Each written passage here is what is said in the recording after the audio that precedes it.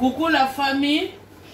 Bonjour ou bien bonsoir selon elle oyekeya kokuta bino bandeko na ngai.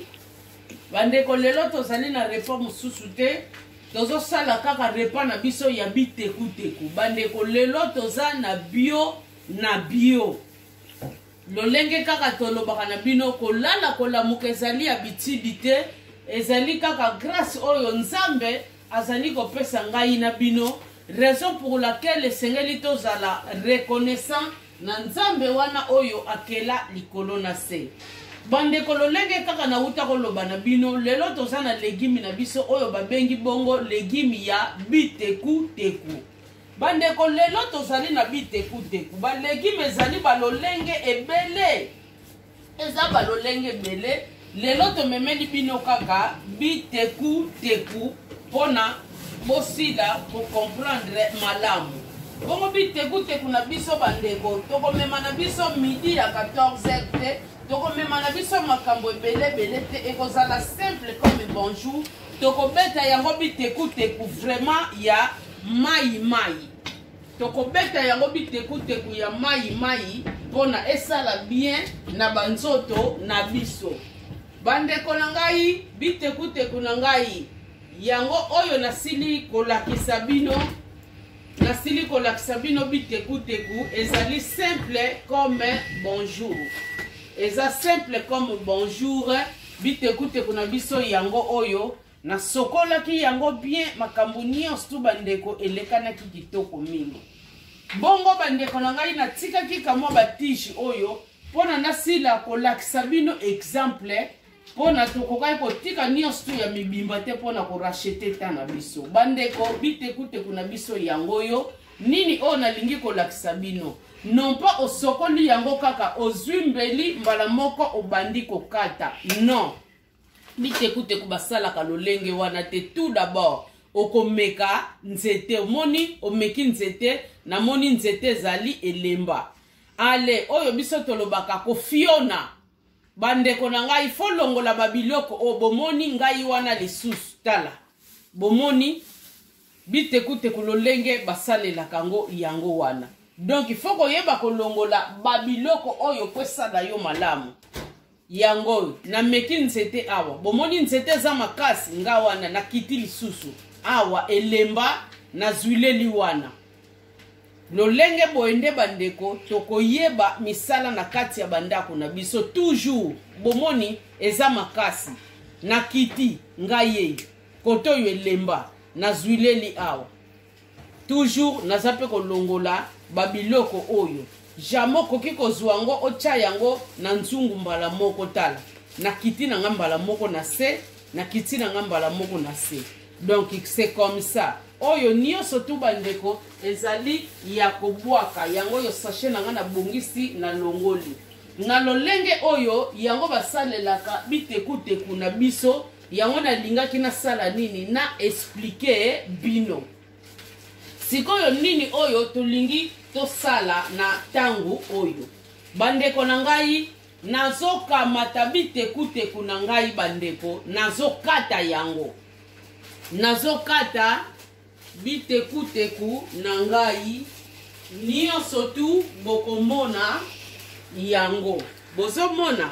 Alors nazwimbeli na nga nzungu na ngai na kolambela yango yo ale si na klasaki biteku teku na ngai yango yo na kokata yango pe mike mike te bomoni ndenge nazosala minene oyo tozolamba biteku teku ya mai mai bandeko na ngai eza teke biteku teku mboko oyo ezali sauce bloqué obeti boye ozongisi boye te.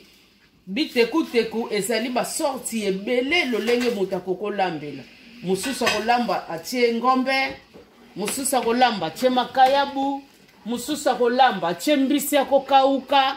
Donc basorti akolambela biteku teku ezali ebele mosusu akolamba akobwaka mai me nyonso wana nazoloba na bino epesaka gu moko te solution na solution bandeko na guna yango. Raison pour laquelle esengeli toyekolaka nyonso tu pona esala biso malamu mingi oyo siko nazosala bandeko nakobeta yango mai mai lolenge oyo ngai moko na yokeleli yango posa na kobeta yango mai comme ça na zwi eloko na ngai bandeko na tumbi pembeni posala ngai malamu mingi tout comme na lingi na koki kokalinga pembeni posala ngai malamu mingi.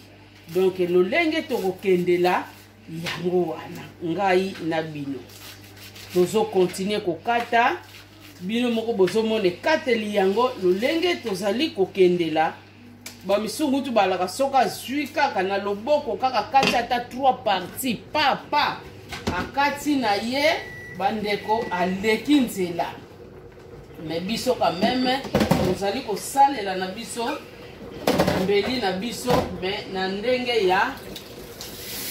ya minene kaka tozali kokende me bien aimé oyo eza nango mpenza vite fait eza basosi to kosala soki nini kosala soki nini te bomoni bandeko nasilisi kokata legimi na ngai lolenge nasilisi kokata legimi na ngai na legimi na biso bandeko nini ekekota awa yango oyo bandeko na ngai nazali na ndembi na ngai lolenge kaka oyo batiaka na wenze yango naza nango naza na litungulu na ngai nazotia na legimi na ngai naza na ai na ngai nazotia na legimi na ngai nazali na paprika na ngai bandeko poivron ya nini ya vert nakotia na kati ya legimi na ngai muskadi na nga pe bandeko ezali nakotia na nini nakorape ngai moko na kati ya biloko na ngai uili na nga bandeko ezali kibe magi bandeko nakotia misatu bozoyoka bazokonseyaka biso bakibe magi to dose donc na dimine na tie misatu bandeko na ngai nazali pe na fei na ngai yango oyo bino moko bomoni yango tochango mutumbala moko nazali pe na papa chef na ngai oyo nga na tiaka ezopesa ngai kamwa saveur moko boye yango na tiembala moko dans l'entretemps ekopesa ngai kaka mungwa mais bazo conseiller biso tochaka mungwa ya naturel keba oyo donc ezopesa ba maladi na nzoto yango wana bandeko na ngai tango nyonso topriaka tango tozali koliaka babiloko na biso ezali malamu mingi bandeko awa bozomona nazotyambala moko nazoboma nzoto te ke totokisi nanu tosali boye tozongisi boye bandeko na ngai wana ezali gu mususu oyo pe tozosala gu mususu na tie kibe magi na tie papa chef mafuta na ngai yango bandeko bomoni na tie na ngai ya vegetable mpona nazokalinga te nazotyambala moko na tie pe kaka moke mpona lingi ezala mai na tie mafuta na ngai eyo bandeko na ngai na kamati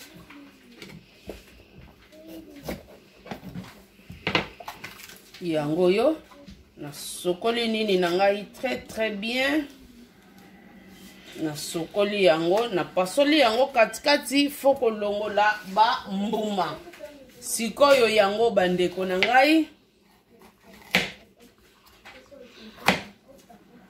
nazali sikoyo kosala nini kokata yango nazokata yango bandeko na ngai na kubwaka yango na kati ya legimi na ngai po esala ngai malamu mingi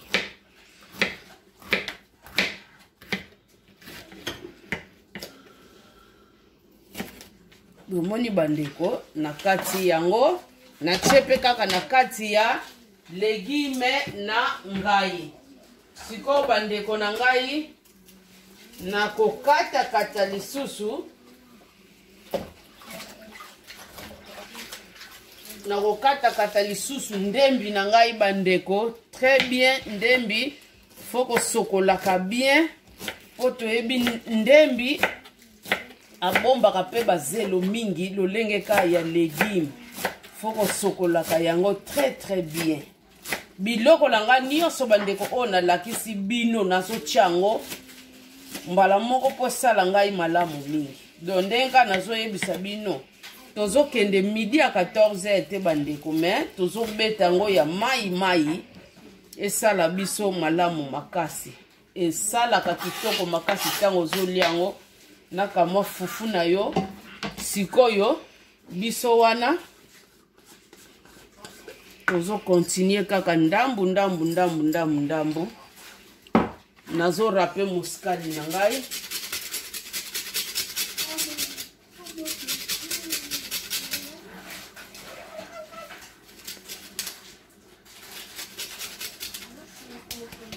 Na rape muskadi na ngai bandeko. Sikoyo ngai yeyo nazali kocha sikoyo matungulu na ngai.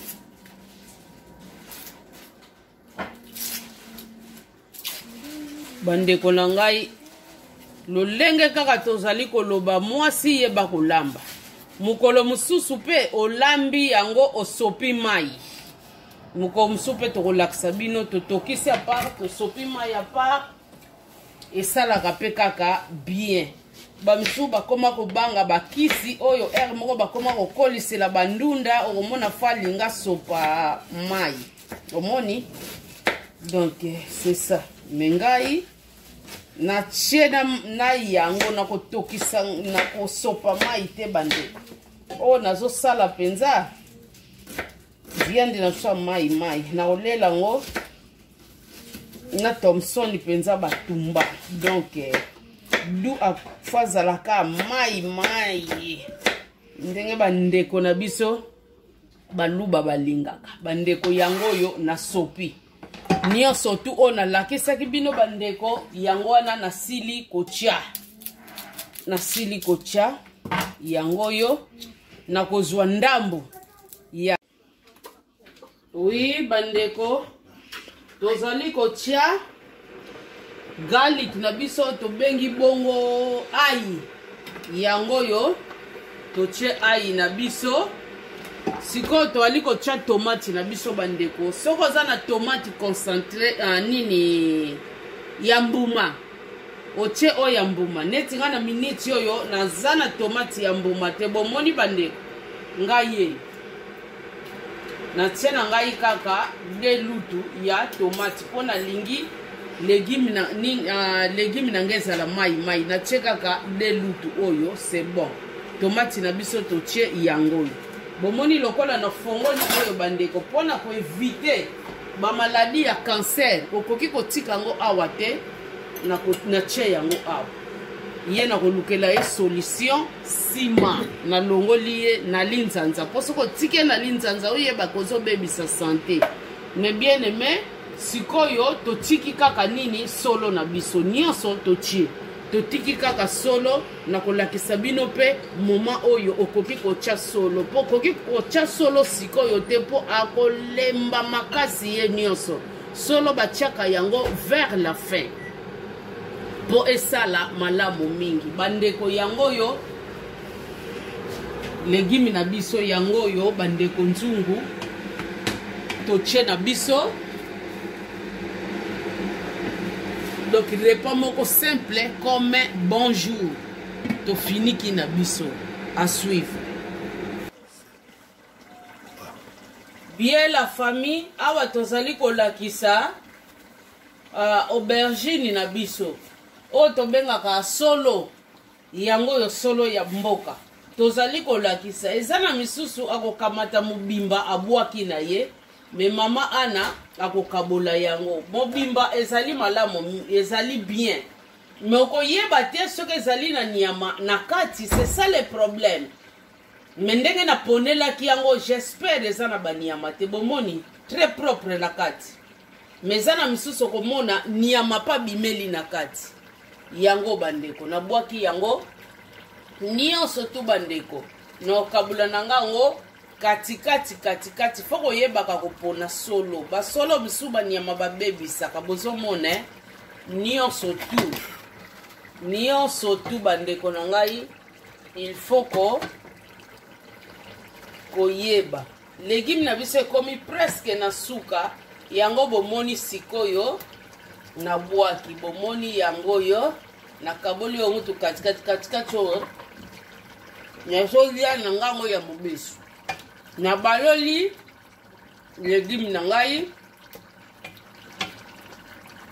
natie solo na ngai na kati bandeko ndenge eza bo légume sebeli presque tozozelaka solo na biso elemba donc nadindisi yango kaka na kati esili nango yango oyo repa na biso lolenge tolambaki tozozela ngo kaka sikoyo na sani yo tozozela kaka na sani yo légume na biso tolia na Thomson batumba bandeko kitoko wapi. Merci beaucoup bandeko nanga à suivre. Coucou la famille. Biso wana bandeko toye lisusu kolakisa bino finissage. Bandeko finissage na biso botala biloko ndenge ezali ko flatter. Simple repas ya biteku ndenge tolakisaki bino. Oh na sala boye na zongisa boye na beta boye bandeko simple comme bonjour. Tolakisaki bino bandeko yango bomoni finissage. Botala bino moko ndenge ezali kopesa na aubergine na biso. Tosali kama fish na biso pembeni oyo tokolela. Bandeko oyo penza na kolia yango na fufu penza fufu. Eko sala kitoko makasi. Merci bandeko na ngai. En tout cas, lolenge kaka tolobaka mwasi yeba kolamba, mwasi zala na stratégie ki mwasi no kaka liputa te bote na yote bandeko. Ezali malamu mingi bandeko. En tout cas, tango Jésus-Christ azongi te tokokutana na bino mbala ya sima ba bon appétit na bino ndenge ka na lobi na bino ngai nazolela ngona fufu na zwilutu nanga na maboko penza na zwilutu nanga na tie pembeni pona melela ngo penza soupe esala ngai kitoko makasi na lia na ndenge ya mboka bandeko na ngai. En tout cas tokutani na bino mbala sima ba bon appétit. Bolia na molimo kanda tezu ate tozaka ka esengo na esengo ndunda na bisa mai na Thomson batumba. Bye bye.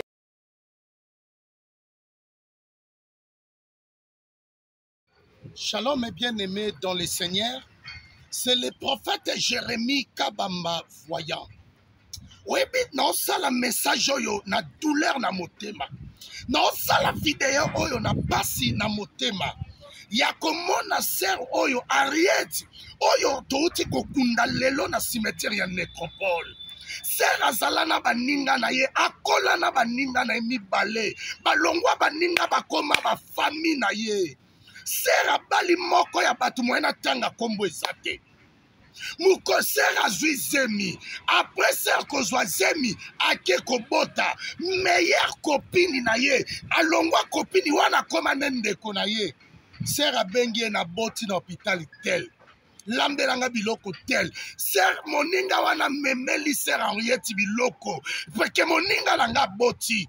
Ser allié biloko après 30 minutes libumwe basali saba examen baye kotune biloko nini olie batala biloko moninga na memela kenzo kezaki empoisonné.